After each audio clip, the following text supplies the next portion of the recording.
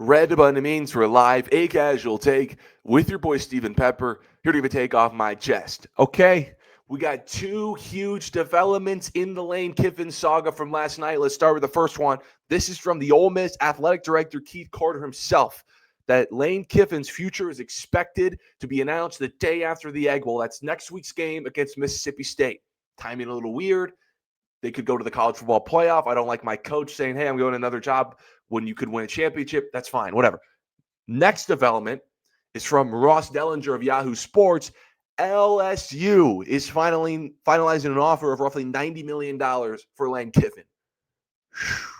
Okay, so here's my prediction. I think Lane Kiffin will ultimately leave Ole Miss for LSU. I just think where there's smoke, there's fire. But I think if he does, it would be a mistake. Now, this might be a take that blows up in my face in 2 to 3 years, but to me, this just screams USC, Raiders all over again for Lane. Because, yeah, these jobs are more prestigious than Ole Miss, right? You have a greater financial backing, a larger recruiting pool, but it comes with so intense of an expectation that all your flaws get magnified. And Lane Kiffin, his win percentage at his highest profile jobs isn't great. His career win percentage against top-ranked opponents also isn't great. That stuff quickly gets exposed if you go to a job at LSU and you don't quickly meet expectations. Okay? Like, this is the same job that threw out Brian Kelly, one of the winningest coaches in recent memory, in 4 years because 9 wins was unacceptable. Okay, 9 wins at Ole Miss makes Lane Kiffin a king. 9 wins at LSU makes Lane Kiffin a terrorist. So listen, I understand it's cool to have LSU head coach on your resume. I bet Lane thinks it's cool. I bet his family thinks it would be awesome. Heck, his daughter's dating an LSU football player. I believe his son the other day took to Instagram wearing LSU headphones. What's going on with that? I bet they believe it's cool if daddy goes coaches for LSU. That would be really cool, right? Rather live there than Ole Miss. But I warn Lane, like what Brian Kelly found out, that the grass isn't always greener on the other side. And don't underestimate how good you have it at Ole Miss.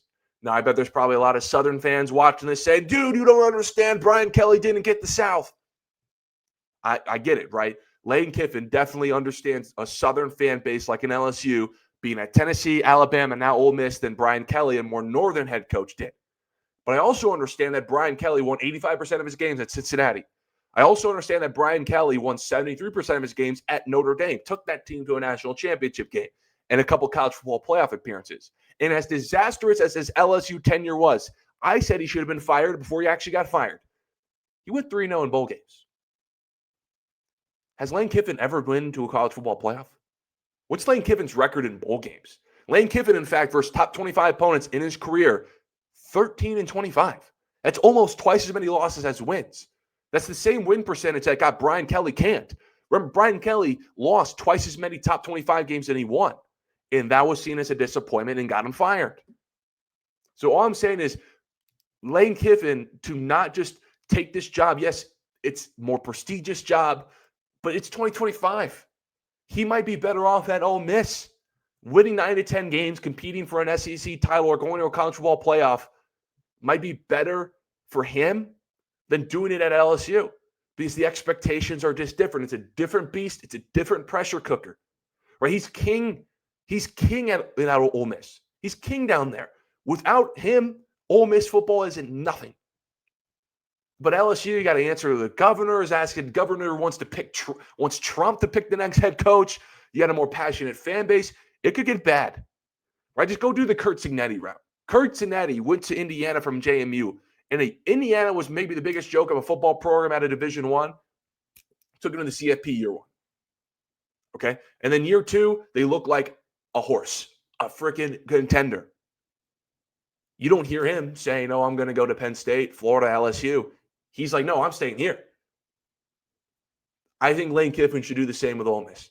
Just build what you got at Ole Miss. You have a shot to win a national title, compete in the SEC and Ole Miss. Just keep buying. These last 2 years, you've been buying players. Keep on buying. Money isn't a problem at Ole Miss. You want to chase the higher prestigious job like he did in the NFL, like he did at USC.